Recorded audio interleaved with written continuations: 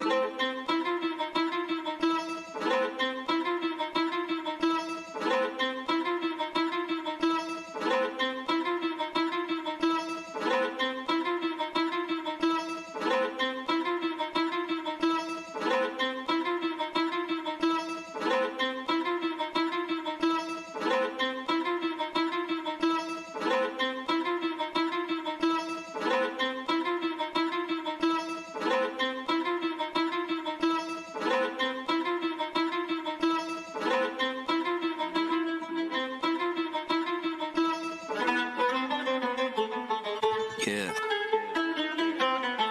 Yeah.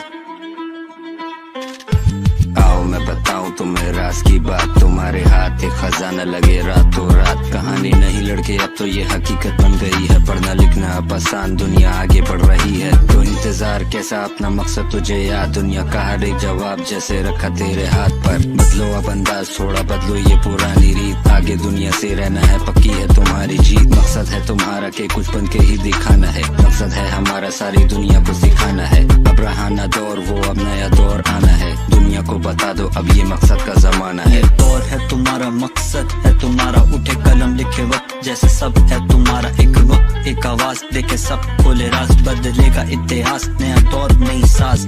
कोई भी सवाल हो जवाब मेरे पास, कामयाबी की खुली हुई किताब मेरे पास। चाहे कोई भी हो मसला, कोई भी हो बात, रखा एक एक चीज का हिसाब मेरे पास।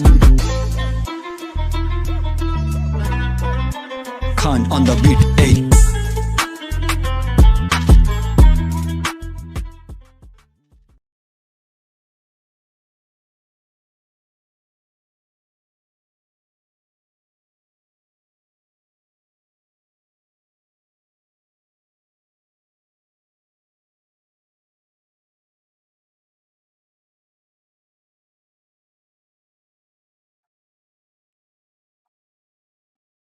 Hi, dear students. How are you? Hoping you would all be fit and fine. My name is Zafar Ismail, and I'm your English instructor here. The topic which we are going to discuss today is IBA entry test specific, which is especially designed for IBA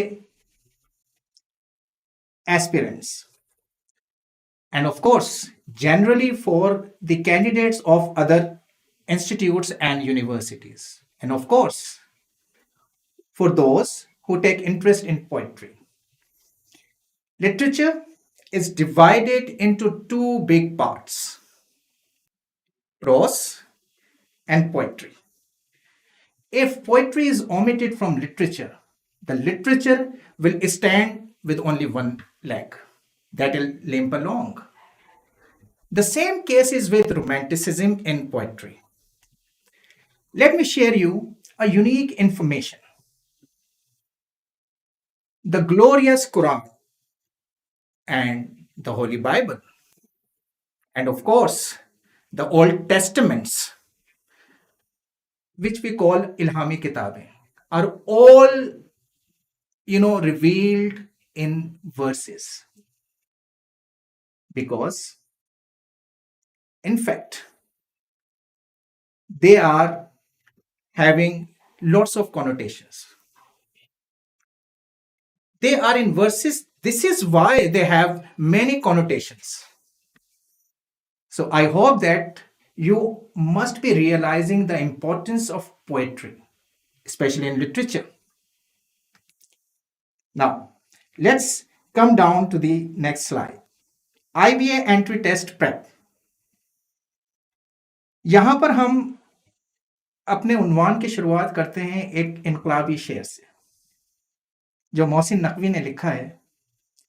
Mohsin Naqvi कहते हैं, जिनको तूफानों से उलझने की आदत हो मोहसिन, उनकी कश्ती को समंदर भी दुआ देते हैं। शुरुआत तो हमने इनकलाबी शेर से कर ली, मगर हमारा जो उन्वान है वो रोमांटिसिज्म, उर्दू में कहते हैं रोमानवियत, के ऊपर गर्दिश कर रहा है। यहां पर ये जो नेक्स्ट स्लाइड है, इसमें आप दो इमेजेस देख रहे हैं, एक गुलाब के फूलों वाला और दूसरा जिसमें एक कोट है। मैं कोट पढ़ देता हूं। Difficult roads lead to beautiful destinations. यहां पर जो गुलाब के फूलों वाला इमेज है, ये इशारा करता है रोमानवियत की तरफ। और जो दूसरा इमेज है जिसमें कौल लिखा हुआ है, अभी मैंने पढ़ा, वो इनकलाबी या तहरीकी शायरी जो है उसकी तरफ इशारा करता है। How to analyze a poem. Poetry is written, to express ideas,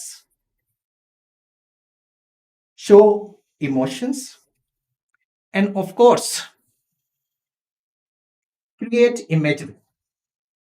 Poetry lives on the air, it is not lived on pages.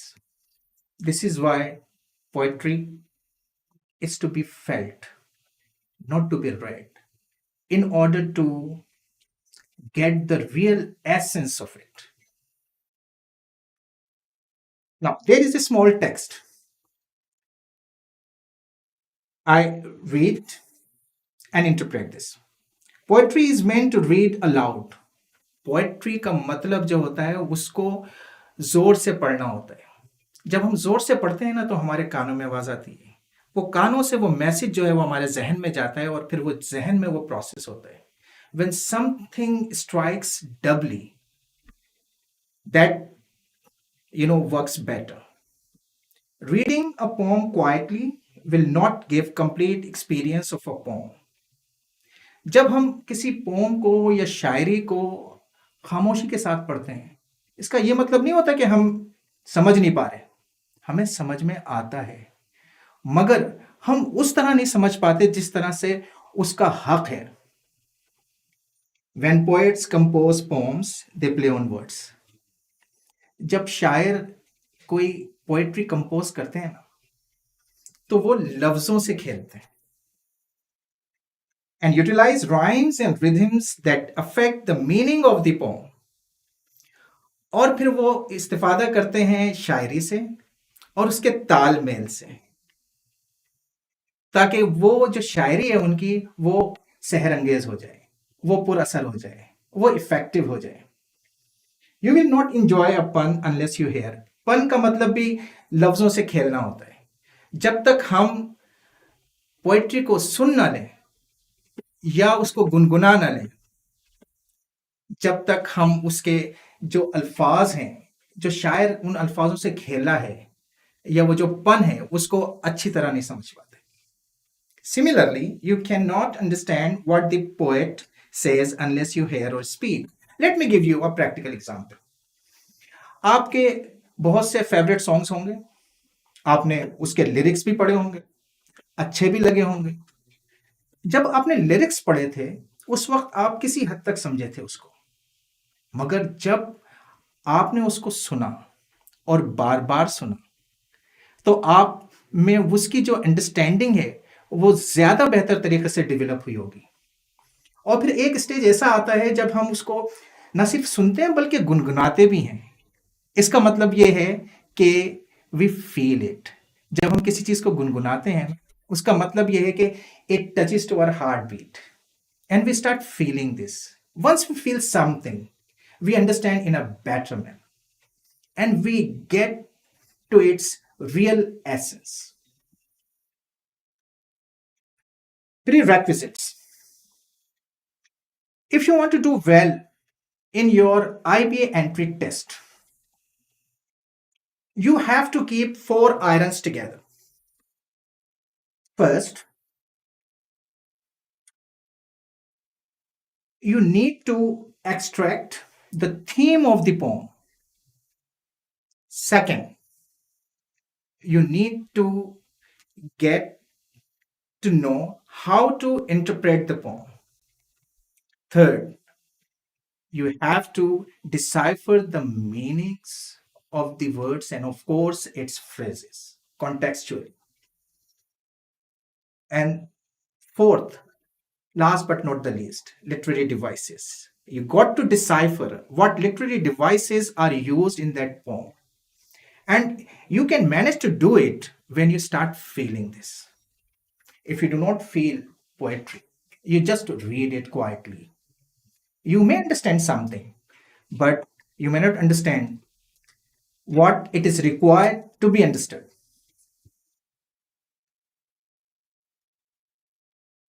Now, you can see the name of the poem, She Walks in Beauty, a masterpiece of Lord Byron. Lord Byron is in line with three big poets of Romanticism: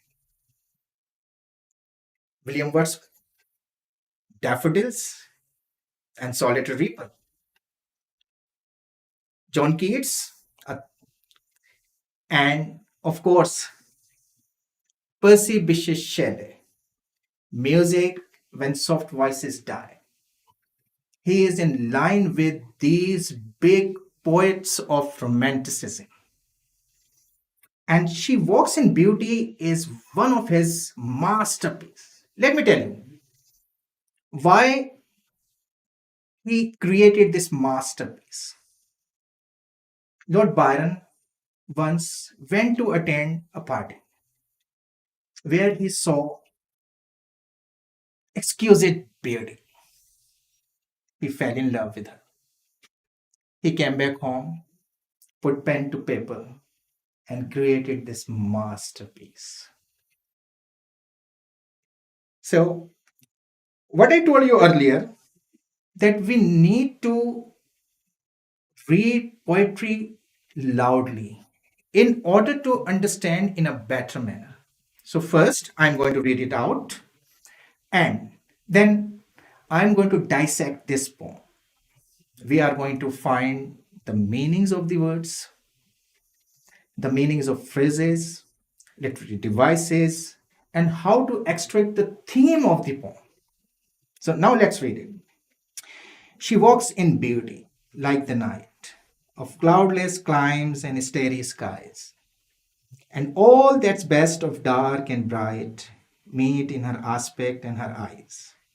Thus mellowed that tender light which heaven to gaudy day denies. This is first stanza. Let's jump to the second stanza of She Walks in Beauty. One shade the more, one ray the less, had half impaired the nameless grace, which waves in every raven tress, or softly lightens over her face, where thoughts serenely sweet express how pure, how dear their dwelling place. And on that cheek, and over that brow, so soft, so calm, yet eloquent. The smiles that wane, the tints that glow, but tell of days in goodness spent. A mind at peace with all below, a heart whose love is innocent. What a marvelous piece of poetry. Now, let's dissect what Lord Byron says in his masterpiece. She walks in beauty like the night of cloudless climes and starry skies. She walks serpentinely and beautifully, like serene and quiet and peaceful night, with clear and star spangling skies. Star spangling कहते हैं तारों भरी रात. She's so beautiful. It seems as if it descends from heaven, complementing with natural ambience. Here in first line, there is a simile. Simile is one of the literary devices that means to compare two words, two things, like as fresh as an apple, as bright as moon. And when we come down to the second line, we find two alliterations. Alliteration is also one of the literary devices. It occurs when two words are linked each other and share the same consonant sound. Let's discover.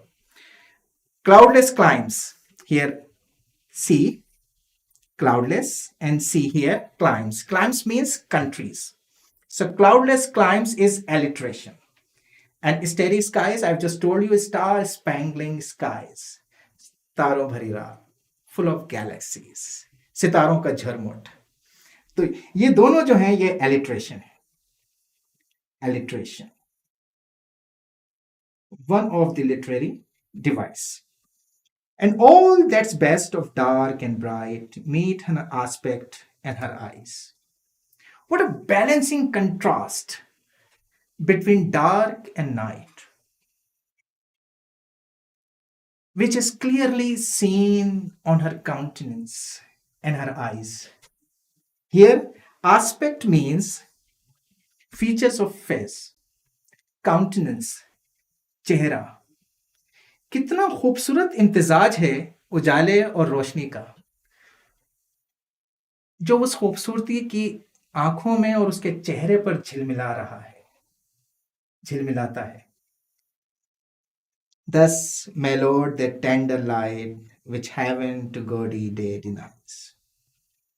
Here, the narrator says she is more exquisite than the sun, because the word gaudy means excessively bright.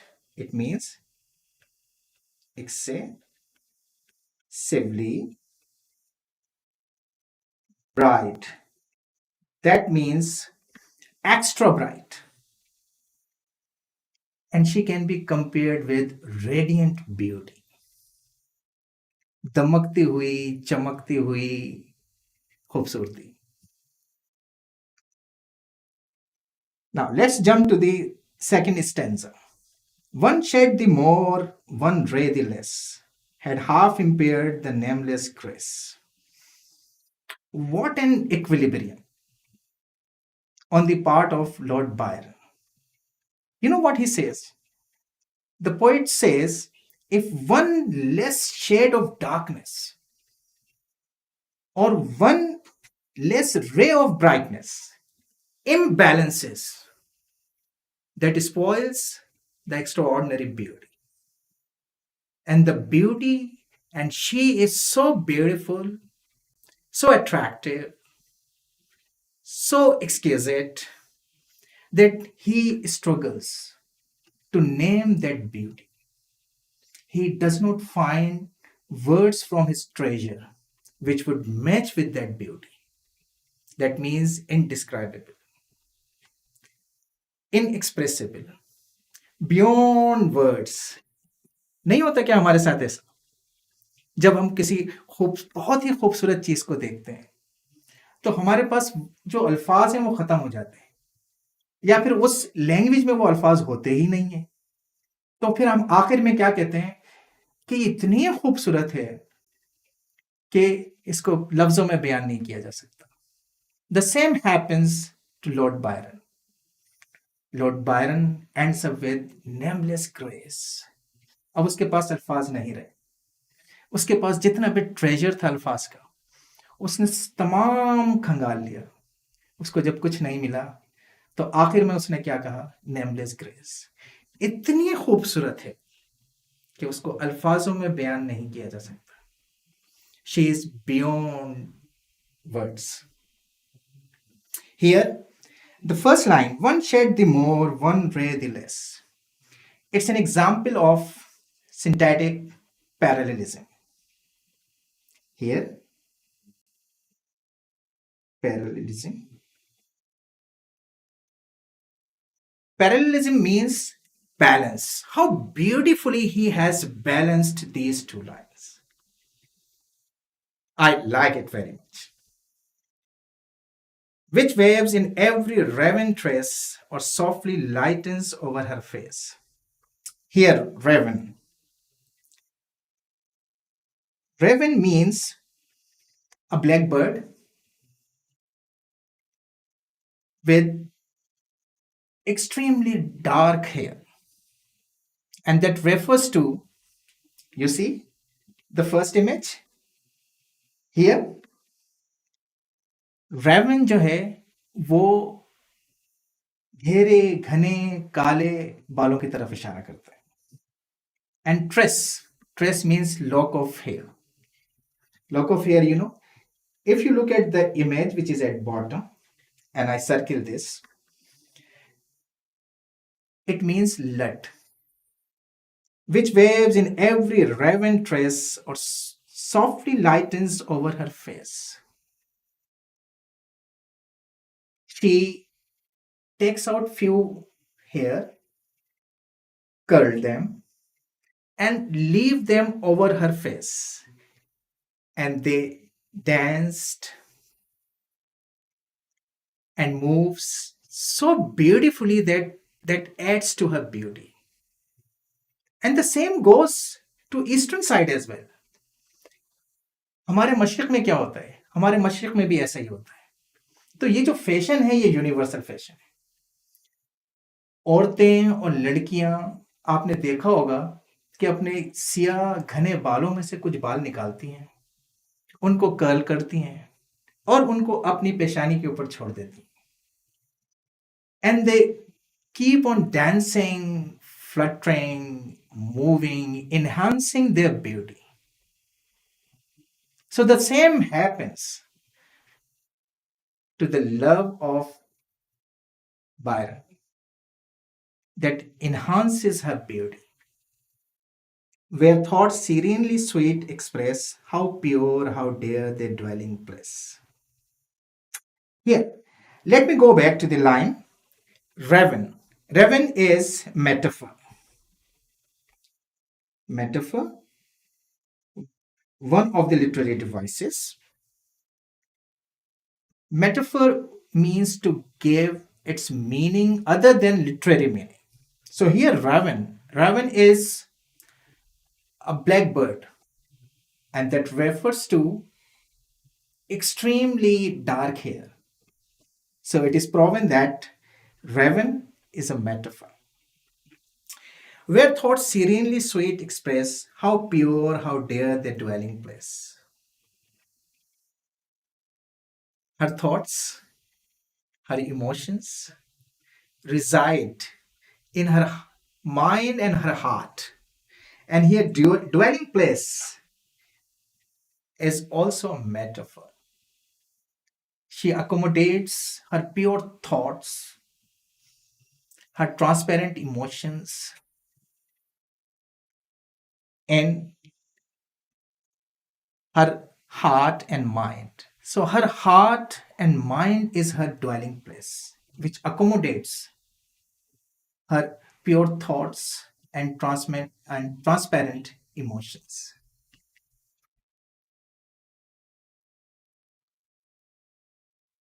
And on that cheek and over that brow, so soft, so calm, yet eloquent.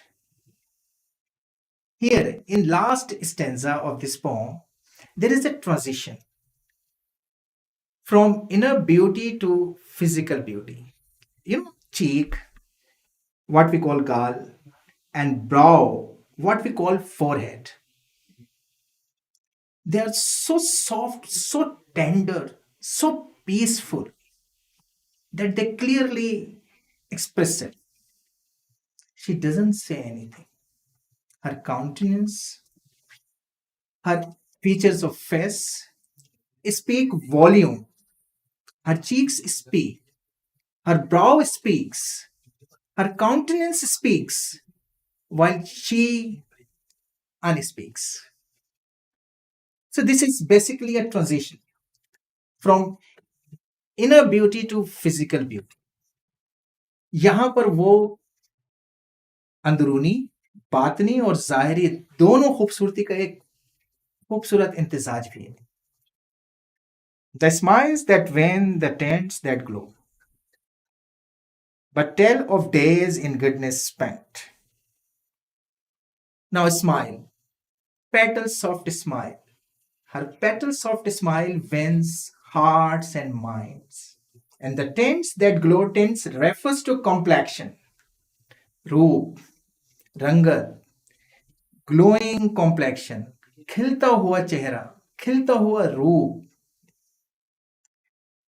And that also refers to blushes.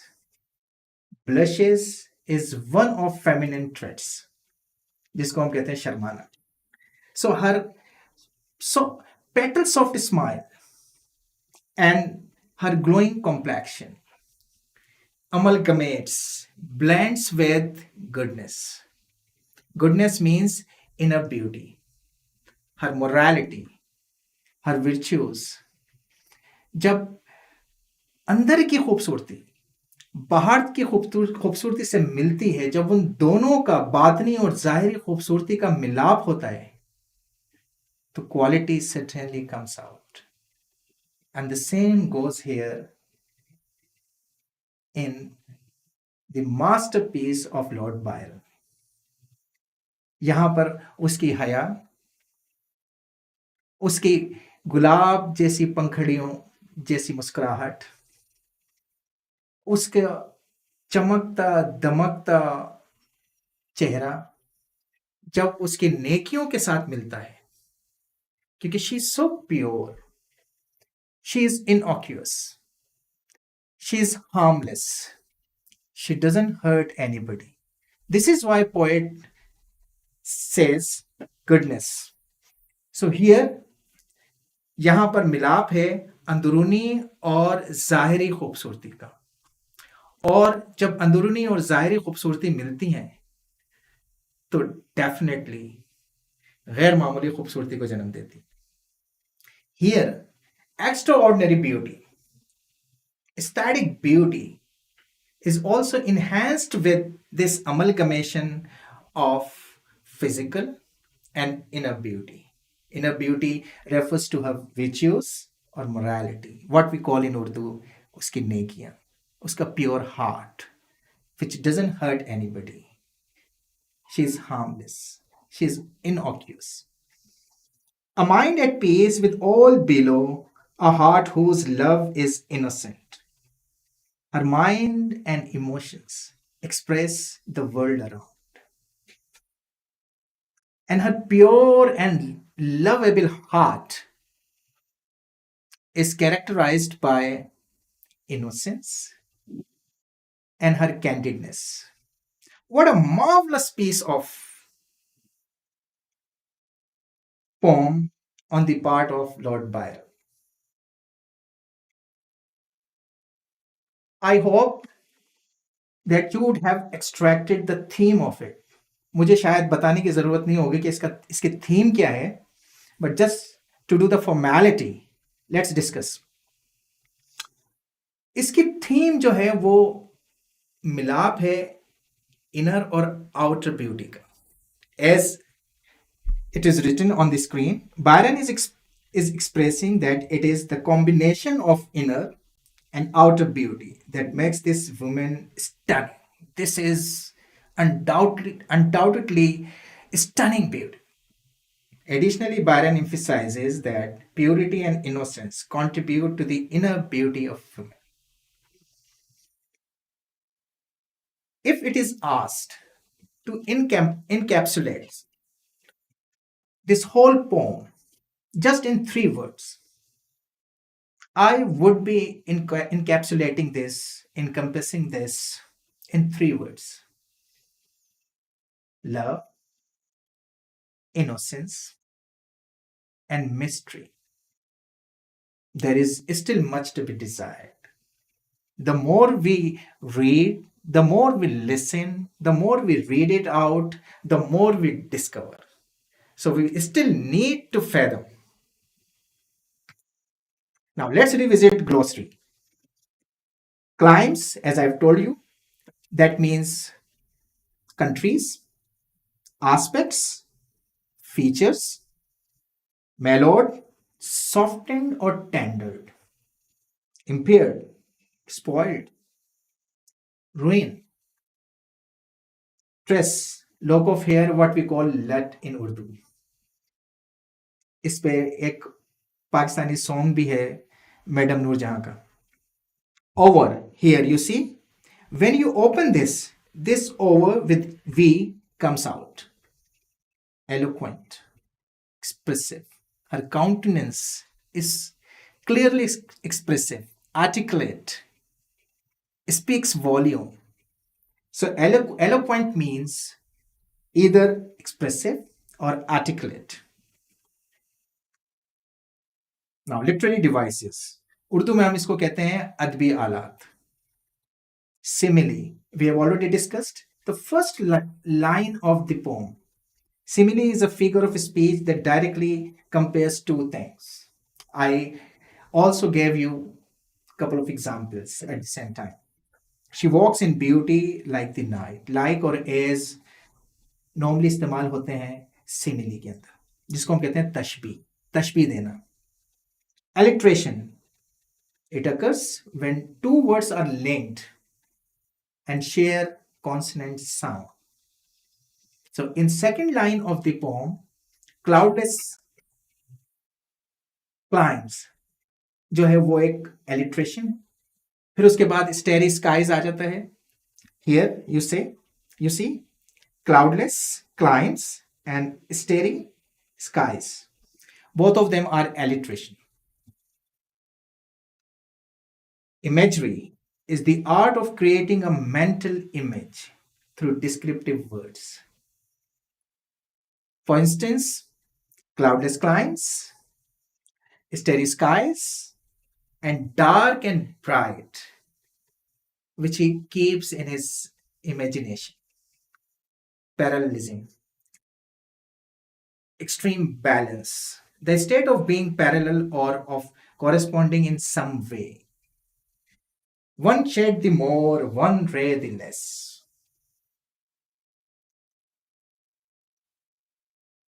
What a skill on the part of Byron. He says, let me remind you yet again, if one less shade of darkness and one less ray of brightness imbalances the whole static beauty, spoils, ruins. It's so beautifully balanced that it seems as if it descends from sky. It's out of the world. It may come from Jannah. Metaphor, figurative expression. I think that is enough. But let me tell you furthermore. The word which gives its meaning other than literary meaning, जो meaning उसके literary होते हैं ना, वो word वो meaning नहीं होते. जिस तरह से रेवन इस्तेमाल हुआ इसके अंदर, एक black bird with extremely dark hair, तो हम वहां पर ब्लैक बर्ड की बात नहीं कर रहे थे, वो रेफर कर रहा था काली घनी जुल्फों को, और जो काले घने बाल होते हैं, that is one of the elements of beauty. Here, Raven associate with magically dark hair. This is not a black bird. अगर आप इसके मीनिंग डिक्शनरी में देखेंगे तो आपको ब्लैक बर्ड ही मिलेगा, मगर यहां पर उसने जो है रेवन को इशारा किया, रेफर किया किस तरफ, काली घनी घटाओं जैसे बालों को. Dwelling place, residence of her pure thoughts and transparent emotions. Serenely sweet expression. They are all metaphor. Here we have extracted the theme of the poem. We have dissected the poem in order to get to know what lies into it. We have deciphered the contextual meaning of the words and, of course, their expressions and phrases, of course, and literary devices. अगर आप poem को इस तरह से dissect कर लें, if you manage to interpret poem, nothing would be left, and you are going to do well in this poetry section. I hope that you are going to take my advice and try to feel poetry rather than read it. The more you feel it, and the better it is for you. There are few poems in our topical test. Go to our topical test, read them out, try to feel them, extract their theme, interpret them, try to decipher the meaning of the words and the phrases given in the poem, and of course, literary devices. I bet you will be doing well in poetry section. So, thank you very much for your patience. It's time to say bye bye. Take care of yourself. Allah Hafiz.